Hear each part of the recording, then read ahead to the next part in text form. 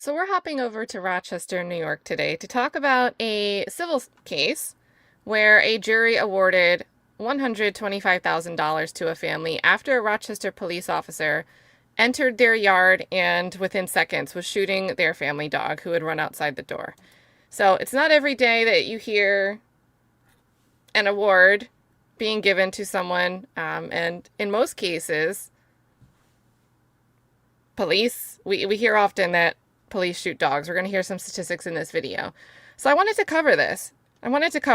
We're going to look at the verdict first, and then we're going to go look at the backstory. We're going to watch the body cam video. So before we do that, I'll give you a warning in case you don't want to see it, because you will hear the shots. It's not really a fun video to watch.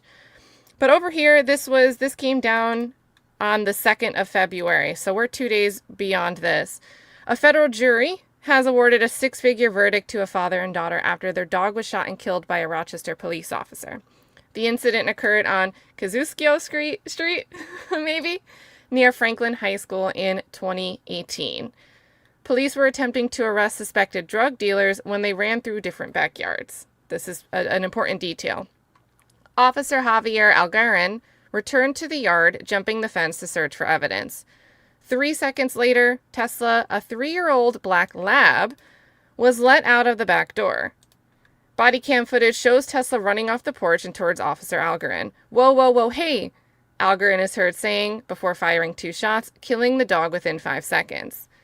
Elliot Shields, the attorney for the dog's owners, a father and his 10-year-old daughter, says the jury verdict shows the jurors believe the officer unlawfully entered the yard. The suspect was already arrested, so the family has nothing to do with the suspect that they were apparently looking for. And Officer Algarin could have knocked on the door or used non-lethal means like a baton or pepper spray. So they didn't even ask this homeowner in this situation, or a renter perhaps, "Hey, can we check your backyard?" And this is critical because one of the key details is they weren't checking the yard to look for a suspect that might be hiding in something in the yard. The reasoning that Algarin gives is he wanted to go check for contraband that while the suspect was running through a bunch of yards, he may have thrown and dropped into this random yard. So not really an exigent circumstance type of situation. There was no emergency requiring him to immediately enter my client's backyard, said Elliot Shields of Roth & Roth. Officer Algarin also points his gun at the dog's owner. And we're going to watch this. But in case you don't want to watch it, you will hear him. He says, "Leave my property." And you see him losing it because he just saw his dog get shot and killed and doesn't know why a police officer's in his backyard. So he's like, "Leave my property, get back." Officer Algarin responds to him. It's interesting because it seems like Charles Dempsey could have been in danger. In a deposition from July 2022, Officer Algarin stated he was backtracking, looking for evidence along the suspect's path, which he said is part of their training. "The entry into the yard was consistent with your training?" Shields asked during the 2022 deposition. "Backtracking? Yes," Algarin testified. Algarin testified he was definitely worried that the dog was going to bite me, attack me. So NBC questioned, this is part of the interview that NBC did with the attorney. "Doesn't an officer have the right to use force if they feel threatened?" Elliot Shields says, "So that's what the jury determination was, that even if he felt threatened, he had the time to use non-lethal means. The jury found that the city's policy and training on entering property and shooting dogs to be faulty." Here's some stats, guys. Police reports indicate at least 6 cases where Rochester police shot and killed a dog between 2017 and 2019, with reports stating the dogs were attacking victims or charging at police. So perhaps different scenarios there. Not quite the same as going to a yard to search the backyard for something that's not an emergency. During the transcript review, Officer Algarin acknowledged the situation could have been avoided if he'd taken 20 seconds to knock on the door and ask for permission to search the yard. So all of this could have been avoided if you had gone to his front door and simply asked his permission to enter his yard, right? "Yes," said the officer. And if you could take it all back and do it all over again, that's the choice you would make? Yes. So the jury, this is this week's news, awards $125,000 to the family. Let's see. Algarin's still an active police officer. The city declined to comment if they're going to consider an appeal. No comment from the police union. So hopping over to the deposition a bit, I want to read 2 pages here. So we have some questions here. This is the 2022 deposition with the officer. So the question here, and prior to jumping the fence from 49 Kosciuszko Street and into the yard, you did not observe a gun or any contraband on the ground by looking over the fence, correct? Officer says correct. And prior to entering the yard from 49 into 53 Kosciuszko Street, you did not ask the suspect if he discarded any contraband in that yard, correct? The attorney for the officer objects. Officer says correct. And remember, depositions, you still answer through the objections. It just might not be admissible at a later point. And you never saw the suspect discard any contraband on the property, correct? Another objection, but the answer is correct. And Gorman, another officer, didn't tell you that he had seen the suspect discard any contraband in the yard, correct? Objection, correct. Gorman simply told you to backtrack through the yard, and then you immediately jumped the fence, correct? Objection, correct. And you had no facts to support a reasonable belief that the suspect had discarded a gun in that yard, correct? Objection. Looking for contraband, not specifically a gun. And then we have listen to my question and answer my question, please. You had no facts to support a reasonable belief that the suspect had discarded a gun in the yard, correct? Objection. Specifically a gun? No. And you had no facts to support a reasonable belief that the suspect had discarded any drugs in the yard, correct? Objection. Other than Officer Horowitz's detainee had drugs on him. Now, if he had drugs on him, like, potentially, that's all the drugs. Someone having drugs on them is not an indication that drugs were otherwise discarded. Like, that's not really an indication that you should have an emergency justification to jump into someone's yard. That has nothing to do with the suspects. So then the lawyer says, so the answer is no. You had no specific facts to support a reasonable belief that the suspect had discarded guns or drugs in that yard, correct? Correct. And you do accept responsibility for entering Mr. Dempsey's backyard without a warrant? Correct. So yes, you do accept responsibility for entering Mr. Dempsey's yard without a warrant. And then again, objection, correct.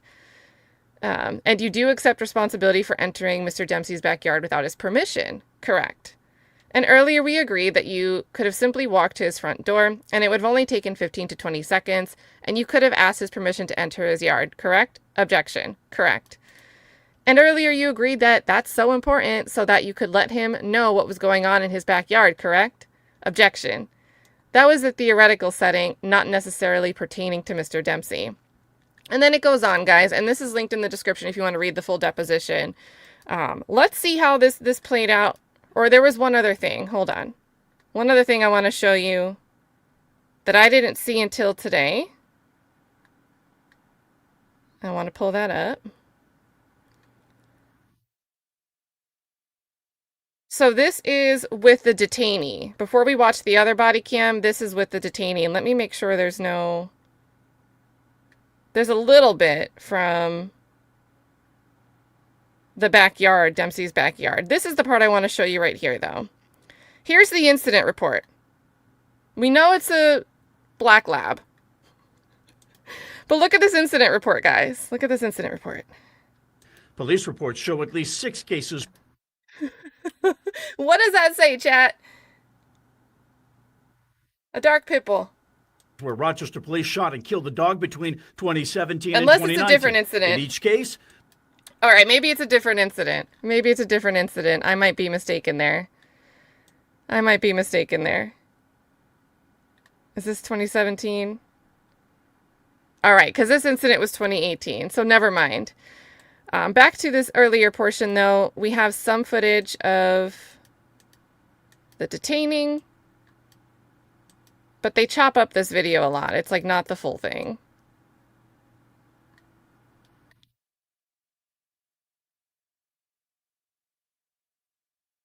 So you can see they are not in Dempsey's yard. Well, you will see it when we watch Dempsey's yard. jury found that the officer went into the yard unlawfully, that the suspect was already arrested, that the officer could have knocked on the door, and that he could have used. So there we go, and that's stopping right before the moment. So at this point, we're going to watch this portion of the video. So if you don't want to see it, this is where you should mute. This is where you can, honestly, we're not going to talk about that much after we play this video. So if you joined us, thank you for joining. If you don't want to see it, I totally understand. But here we go. Let me toggle over to the full thing.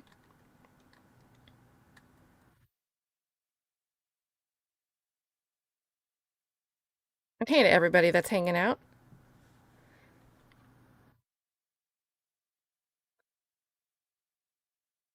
Okay, I've got a lot of buffering. Let me reload.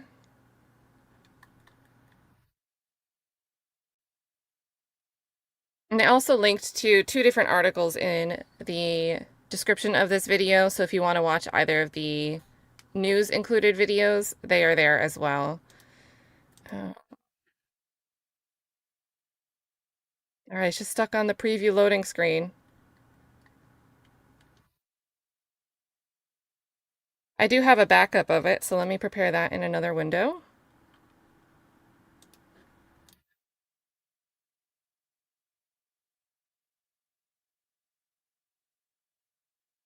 It's kind of a wonky backup. I didn't record it right, but it'll work. It'll do. All right, guys, so let's go to this window.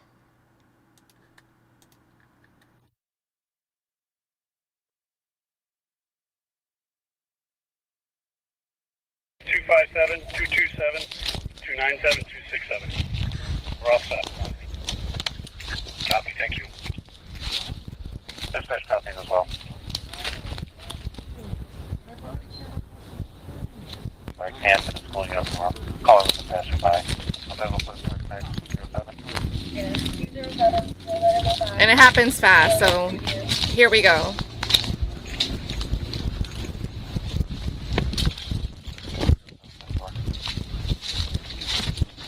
Whoa, hey!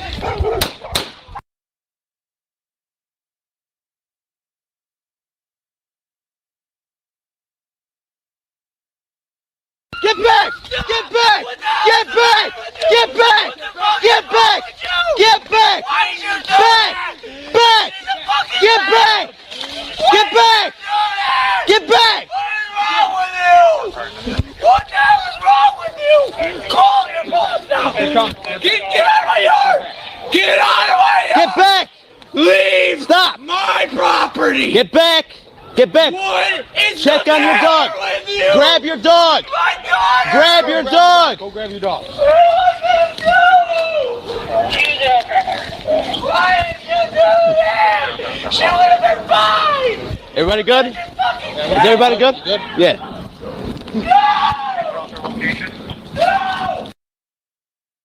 So there we go. So the link, if you want to check out and watch that from Democrat and Chronicle in the description. Likewise, the deposition that we took a peek at, and the article about the verdict that came down this week. So it's not every day that you hear somebody get a somewhat favorable. I hate calling it favorable because it's years later.